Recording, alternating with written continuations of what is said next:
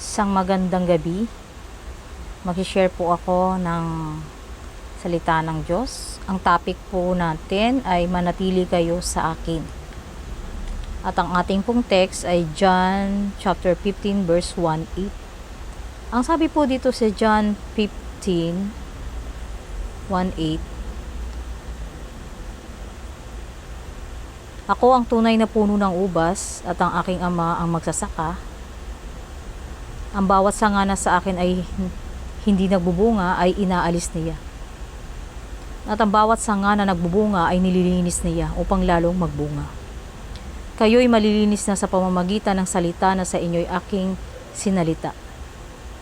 Kayo'y manatili sa akin at ako'y sa inyo, gaya ng sanga na di makapagbunga sa kanyang sarili, maliban na nakakabit sa puno. Gayon din naman, kayo, maliban na kayo'y manatili sa akin.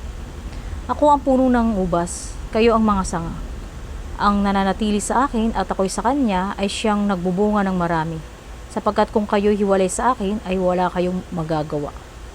Kung ang sino man ay hindi manatili sa akin ay siyang matatapong katulad ng sanga at matutuyo at ang mga titipunin at ihahagis sa apoy at magsisisunog. Kung kayo'y magsisipanatili sa akin at ang mga salita ko'y magsisipanatili sa inyo, ay hingin ninyo ang inyong maibigan at igagawin sa inyo. Sa ganito'y luluwalhatiin ang aking ama na kayo'y magsipagbunga ng marami at gayon kayo'y magiging aking mga alagad. Amen. Sinasabi po dito na inihalin tulad ni Jesus ang kanyang sarili sa puno ng ubas. At tayong mga mananampalataya sa mga sangang idinuktong sa kanya. Ang pagkakaduktong na ito ay dahil lang sa habag ng Diyos. Amen? Dahil, kumbaga tayo idinuktong dahil sa kahabagan ng Diyos. Kaya nga po ang sabi sa Roma 11:37, basahin po natin. Roma 11:37,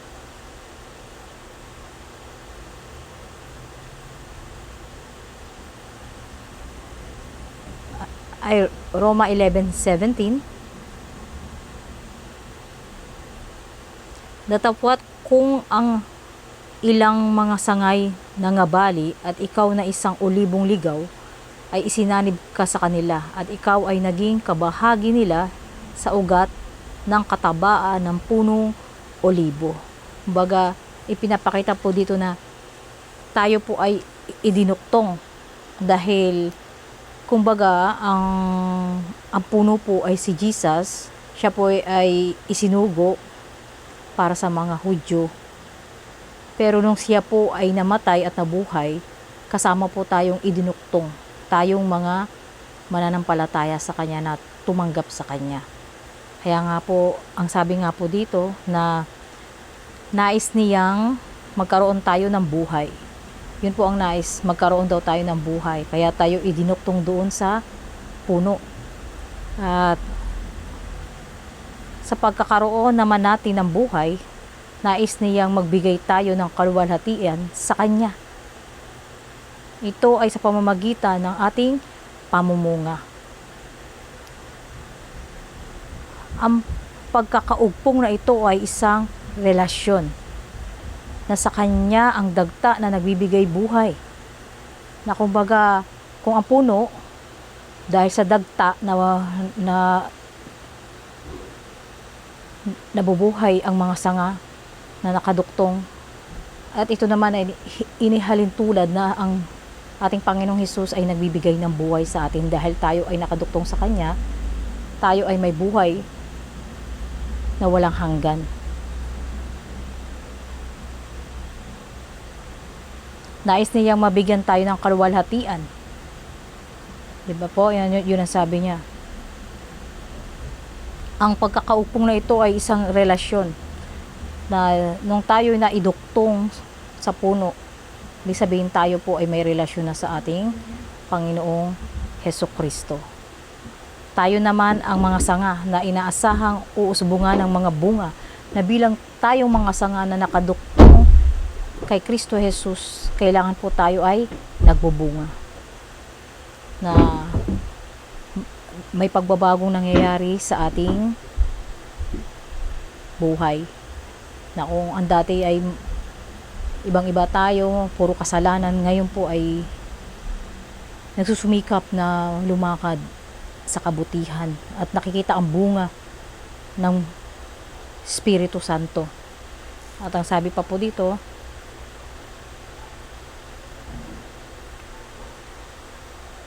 ang responsibilidad natin sa relasyong ito ay hindi ang pamumunga, kundi ang pananatili sa Kanya. Natural ang pamumunga kapag maaayos ang pagkakaduktong sa Kanya. At kung walang bunga ay kailangan suriin ang ating pagkakaduktong sa Kanya. Huwag mong piliting mamunga, sikaping makapanatili sa Kanya ng maayos sa lahat ng panahon at sa lahat ng paraan. Kumbaga na ipinapakita po dito na kailangan daw bilang tayong nakaduktong sa puno, suriin natin ang ating sarili kung tama ba yung pagkakaduktong natin. Na huwag nating pipilitin na mamunga tayo. Sikapin muna natin na manatili tayo. Kumbaga dahil sa pananatili natin katagalan ay magbubunga tayo. Kumbaga parang hindi hinug sa pilit. Kasi mahirap yung ganun yung parang ang gusto mo, pagkatanim mo, magbubunga na agad. It takes time. Kailangan ay manatili at inaalagaan. Inaalagaan natin yung ating relasyon sa ating mahal na Panginoon. At doon tayo magbubunga. Kaya dapat daw ay maayos ang ating pagkakaduktong.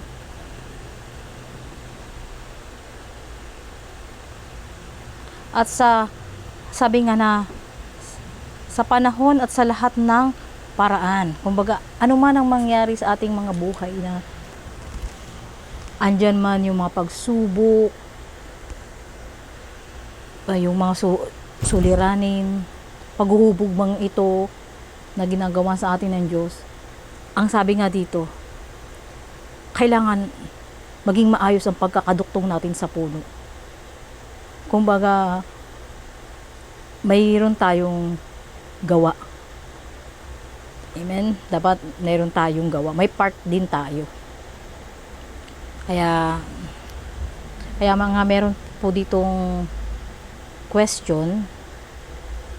Ang question dito, masasabi mo ba na maayos ang iyong pagkakaduktong kay Jesus ngayon? At bakit? Diba po? At bakit kinakailangan manatili tayo kay Jesus? Ang sabi po sa John 15, una, nasa Kanya ang buhay. Sabihin, siya ang nagbibigay ng buhay. Dahil ang salita ng Diyos ang nagbibigay ng buhay. Kaya napaka-importante na lagi po tayong nakikinig ng salita ng Diyos. Dahil ito ang ating pagkaing espiritual para tayo ay lumago at magpatuloy sa paglilingkod. Yun po yung ipinapakita doon.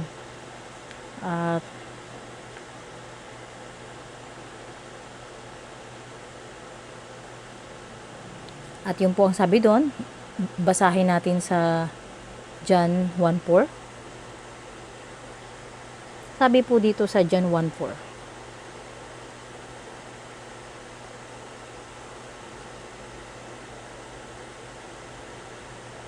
Nasa Kanya ang buhay, at ang buhay ay siyang ilaw ng mga tao.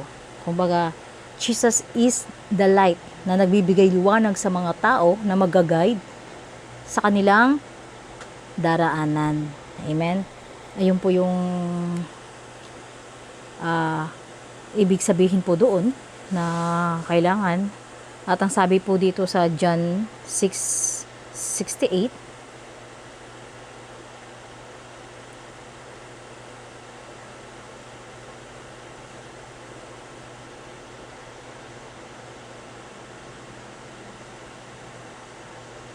sinagot siya ni Simon Pedro, Panginoon,